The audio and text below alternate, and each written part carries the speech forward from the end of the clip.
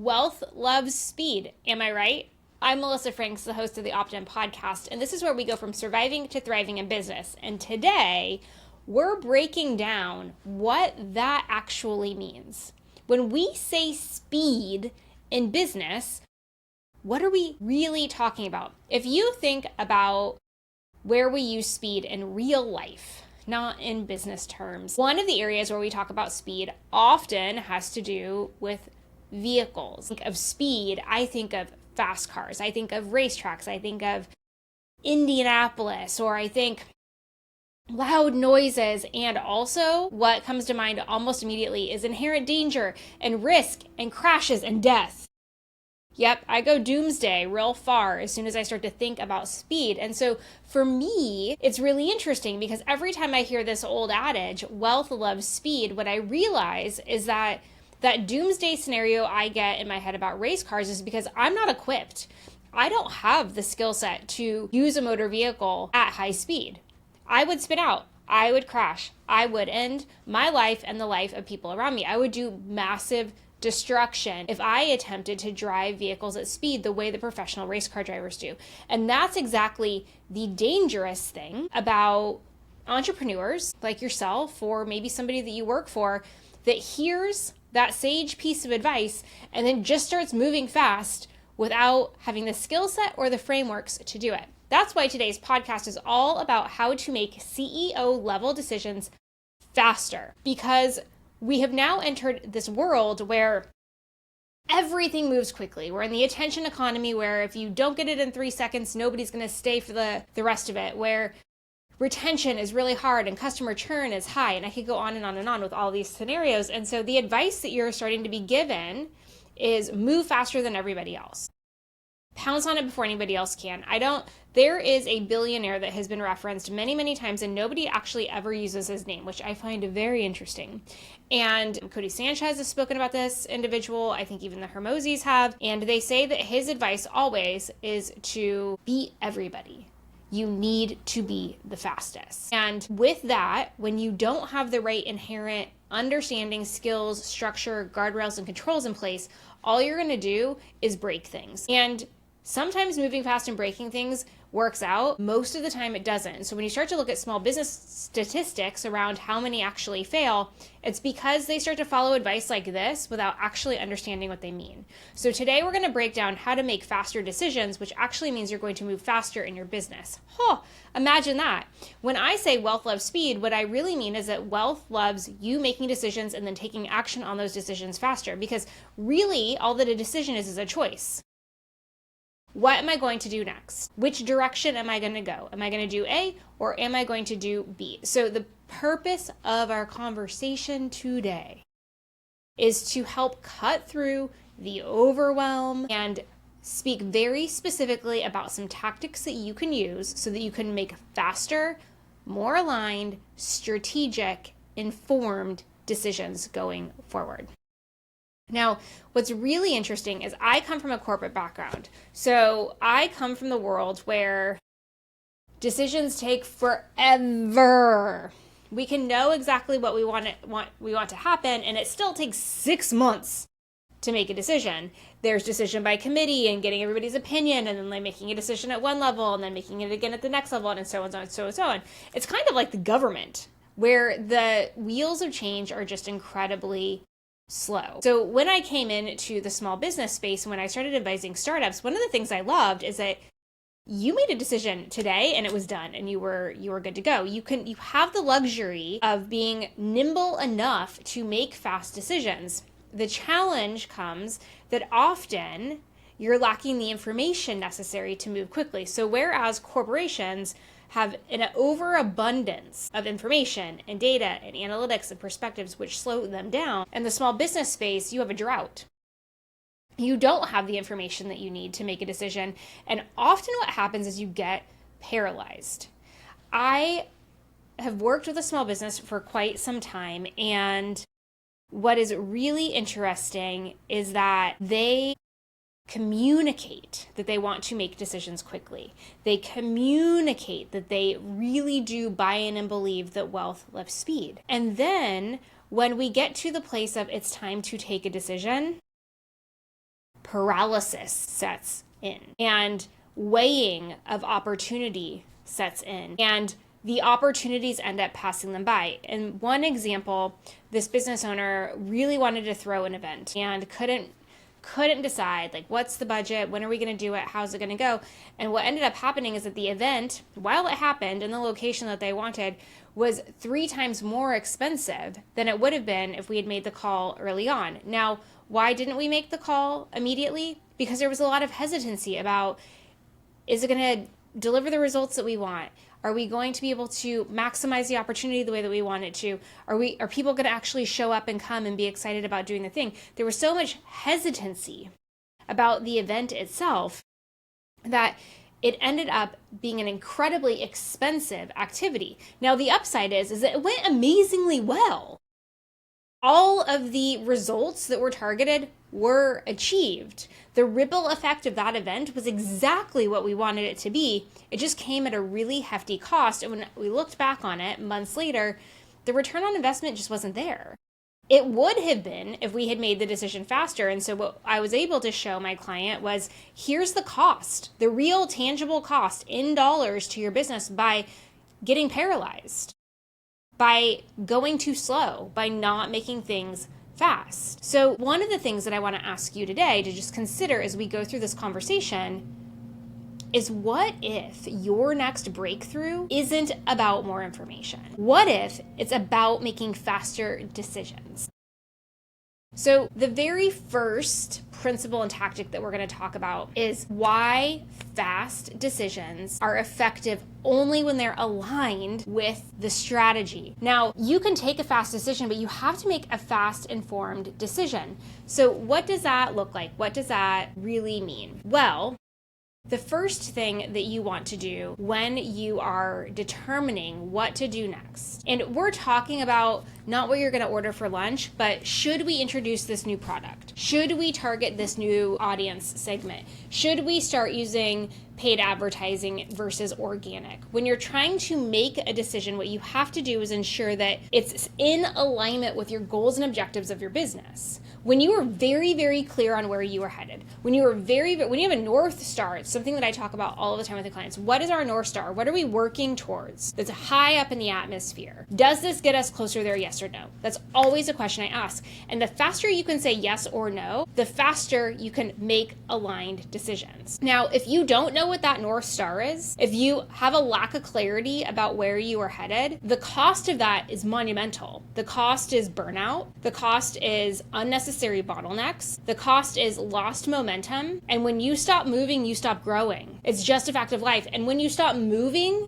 it is so hard to get moving again. It's almost this Herculean effort that takes the whole team, and sometimes it's still not enough. The cost of having an inability to make fast, aligned decisions will result in your business contracting over time, shrinking over time. It could end up in your business no longer being your business if you don't course correct.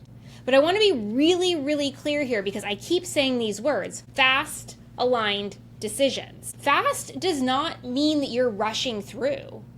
You're still taking time. What it means, however, is that you are grounded and you understand how much time you have to take to make the decision, and you do it within that time frame, and that you do so in a clear, effective, and well understood way. The worst thing that you can do is make a decision in your business and then not be able to explain why. Not be able to explain, this decision was taken so that we would yield XYZ results. In some cases, so we would save money. In other cases, so we wouldn't get distracted. In other cases, so we would simplify the business. In other cases, because we want to grow this year and this is going to help us get closer to our growth target. Fast does not mean rushed.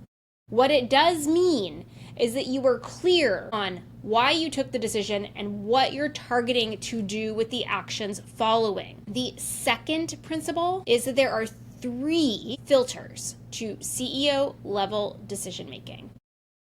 So there are 3 steps, 3 levels, 3 filters that you need to go through. So if you think about water and you are out in the wilderness and you want to drink from the stream, and you have somebody that's with you that is a seasoned hiker, they know what steps you need to go through to determine if the water is drinkable and or what things you need to do to get it there. It's basically a process of filtration. You start with the raw material, and through a series of steps and processes, you arrive at something consumable. Decision-making filters follow the same methodology.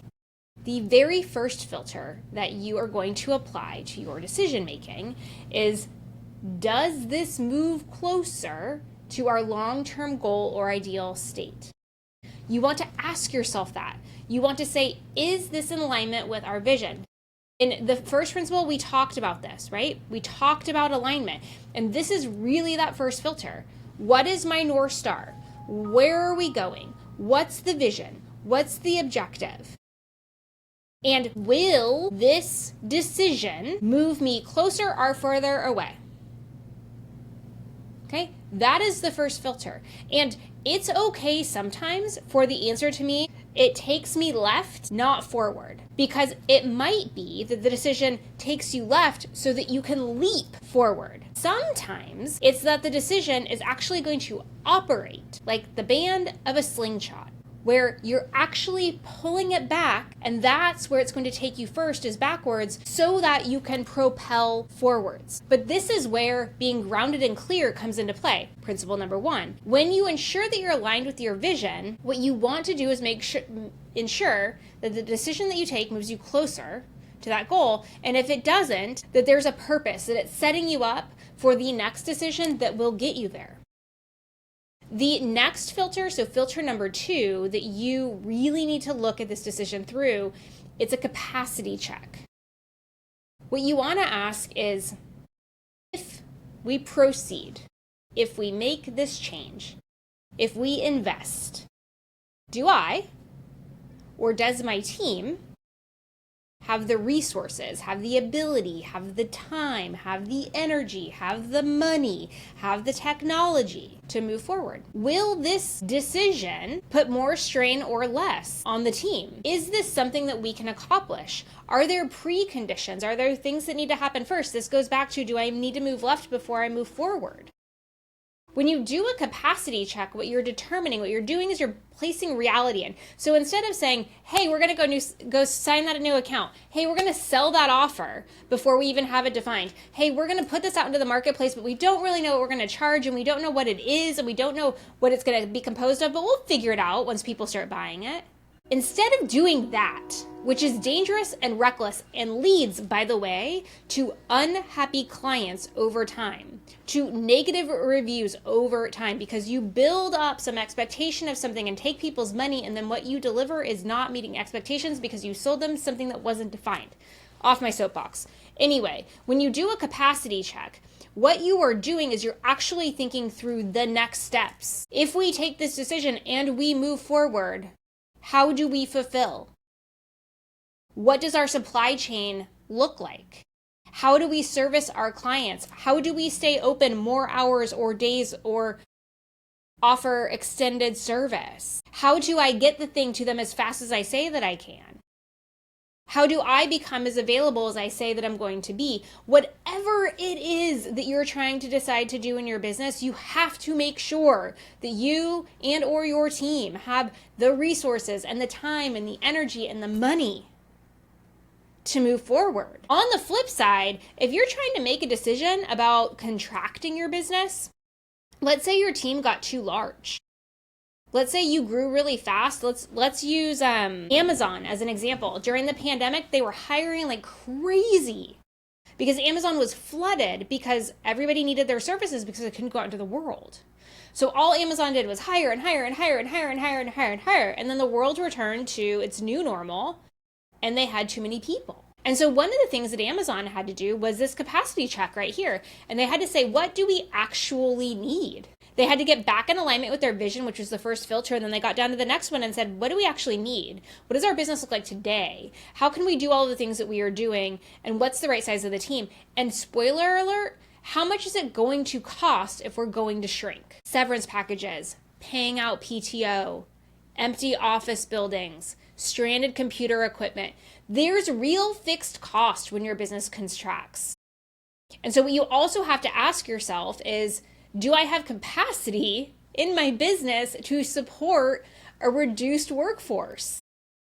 And some of what that means is, do I have the overhead to actually manage getting these people out of the building and all of the projects that come with shrinking down and having less space and all of the things? Saying no also needs to go through a capacity check. Because often, no is just an alternate path. No doesn't mean I'm not doing something. It means I'm just doing the opposite of what the yes is. And we get so foolish to think if we limit ourselves and keep boundaries and keep ourselves intact that we reduce work. Sometimes the no path is more work than the yes. So you have to determine, if I make this decision and we head in this direction, do we have the capacity to support it? And then the third lens is ROI, return on investment.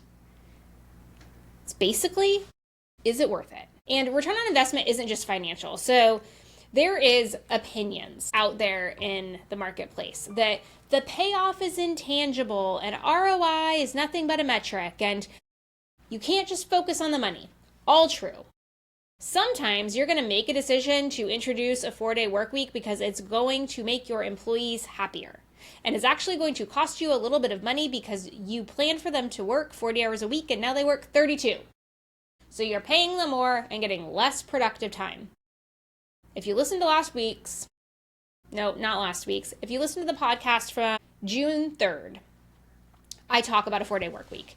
And in there, you will find out that I have case studies that show that teams are more productive. So this is a bad example. But from an ROI lens perspective, you can't just look at finances. You do need to look at the overall benefit picture. Is my team going to be happier? Am I going to have happier customers or clients? Are my products going to be better? Is my speed to market going to be faster? Am I going to have a larger impact on the world? Is my vision, which maybe isn't revenue driven, but is impact driven, going to come to life faster, better, and more timely? Is it worth it? That's the ROI lens that you want to use. And then the next principle, friends. I think that this thing has been around since I was in college, and I'm not going to tell you how long ago that was. But friends, we're going to talk about the 80-20 rule because that has to come into play if we are talking about decision making. And all that this means is that you do not need to be 100% certain to take a decision. You do not. When you get to 80%, you have clarity. When you get to 80%, you know enough. When you get to 80%, you've done the heavy lifting. That last 20% isn't worth it. The amount of effort and work that you're going to need to put into coming up with the clarity for that last 20% is going to be equivalent to if you actually just move forward. It is, in essence, a waste of time.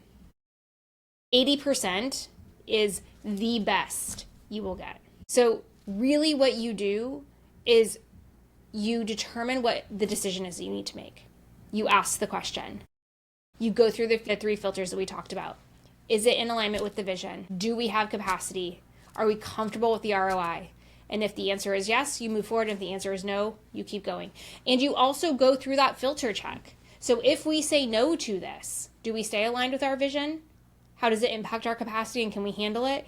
And what is the impact from an ROI perspective? You have to get to a place where you have enough information to make a decision, but you don't have all of the information. Because also, for those of you in small business, you're never going to have all of the information. In large enterprise, you're never going to have all of the information. Do you know why? Because we can't predict human behavior. I always loved those meetings when we were in big corporate settings and then the marketing team would come in and they would start showing all of these graphs of demographics and customer behavior and traction, and they would say our hypothesis or our conjecture or our historical data, et cetera, et cetera, et cetera. It's just like a meteorologist that's based on 100 years worth of weather data, we're going to have an easy hurricane season this year, and then we have 10 Cat 5s in the course of 3 weeks. It's a best guess. There's information in your business that is reliant upon human nature, that is dependent upon the economy or the government, and you just don't know if tariffs today are going to be 145% or 30%. So make the decision based on what you know and do not wait until you have all the information, because if you do, you're going to miss the opportunity. You're going to get paralyzed. You're going to be unable to move. And then the opportunity cost for moving forward is going to be so great that you stay put. And the longer you stay put, the harder it is to get moving forward. And what did I say to you guys at the beginning? If you're not moving forward, you're moving backwards. You are contracting and you are shrinking. That is why you do not want to have 100% certainty to take a decision. Do you know how many decisions that you would make in a year? Like one, maybe. Do you know how many decisions that you have to make a day as an entrepreneur? I'm pretty sure it's like 10,000. I'm sure there's a study out there somewhere. It feels like it. If you're not ending your day every day as an entrepreneur with decision fatigue, I want to know your secret, because I don't even know what my name is half the time. Just saying. So the 80-20 rule, after you do your filters, then you want to make sure that you have 80 enough, you feel comfortable, you have enough information to make a decision. So it's 80% is what you've got ahead of you. And then the next principle is that you can always use tools. So for some of you that are type A in nature and like a framework or a structure, there are all sorts of decision matrix and tools out there. I don't use them. And if this podcast is nothing but me speaking to you from the heart, I'm just going to tell you that I don't find them useful. What I will tell you is that learning about them, getting them laid out and understanding what they are, spending some time understanding how to categorize something as urgent versus non-urgent versus a priority, understanding must, should, and nice to have, doing all of that education. Read the books, look at the frameworks, study the masters because they're out there. And then look up Einstein's quadrant, like do all of the things. Educate yourself on the characteristics of evaluating choices so that you have the innate knowledge and information, okay? And then if you decide that the tools are really helpful to you, then you can rate things across dimensions. I'm not telling you not to, I'm just telling you I don't use them, and so I'm not gonna sit here today and tell you that I'm a decision framework expert. If you're a client of mine, you know that I talk about this a lot. We know all the things. We know them all. We know the best practices. We know the tips and the tricks and the matrix and the quadrants and the checklists and all the things. And we assimilate all of that information and then create our secret sauce. And so you're not getting a framework from me here. But what you are going to get from me is that if you do that work, yourself, and then you put it into practice. So this is not like go watch a YouTube video and then don't use it for a year. This is you need to have somebody show you how to ride the bike, and then you need to get onto the bike and fail, and then you need to have them give you feedback, and then you need to try it again, and then you need to fall off, and then you need to try it again, on and on and on and on and on until you understand how they work. Then you use your gut. And this is how I make decisions to this day. And I make decisions about everything this way. What I want to eat for dinner, for example. What I want to watch on Netflix. Is this customer or this client or this prospect going to be aligned with us and how we work, and are we going to be able to help them? And I use my gut for all of it.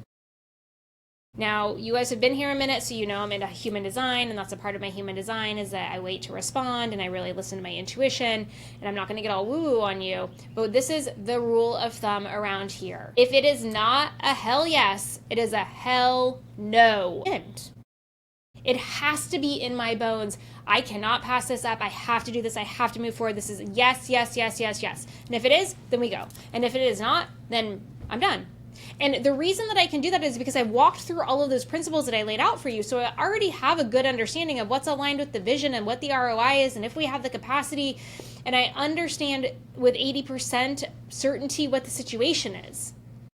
When I collect all of that information, I'm able to just go in and say, okay, what are we gonna do here? And if I don't have an answer, if I'm in the murky middle, it's a no until somebody can connect the dots and move me into a yes. But it stays a no, either until we get to that point or forever and ever amen. That's the science of making a decision around here. You go through all of those principles because you act with certainty. So spoiler alert, I just gave you a framework and a guided step to how to make decisions in your business. But I'm not gonna give you another framework at the end to check your work. I'm not giving you the teacher's key so that you can make sure and be extra confident that you did it the right way. Listen to your instincts. You got this far following them. Keep going. So, to reiterate, when you make decisions fast, they're CEO level decisions, they are made with clarity, not certainty. They are made with facts, not absolutes. And you filter the information so that you understand the impact and if it's aligned with your vision and if you can actually do it.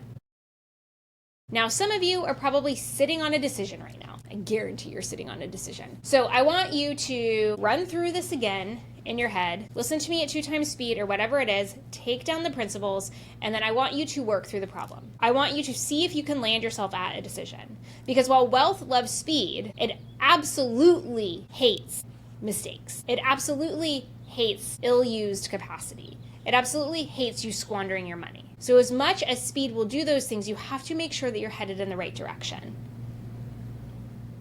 Now, if you're stuck and you can't figure out how to move forward, you are really on the fence, you have gotten yourself into a place of paralysis, and you just need help, book a free consultation with On-Call COO. You have 30 minutes where we can discuss that problem, we can discuss your business as a whole, and see if we can get you some clarity. Whether you work with us or not, you'll walk away having clarity on what you need to do next. So if you're really stuck in a pickle, we want to talk to you. That's our favorite time to help you, by the way. I hope that this was helpful for you. I hope that you are now about to run out the door and go make a ton of decisions swiftly to move your business forward in the direction that you want to go. And if you want to make decisions and you're still feeling paralyzed, spoiler alert, it's because you're not clear on your vision. So your homework is go get clear. I hope this was helpful, and until we meet again, please know that you are wise and you are strong and you are capable, and I believe in you.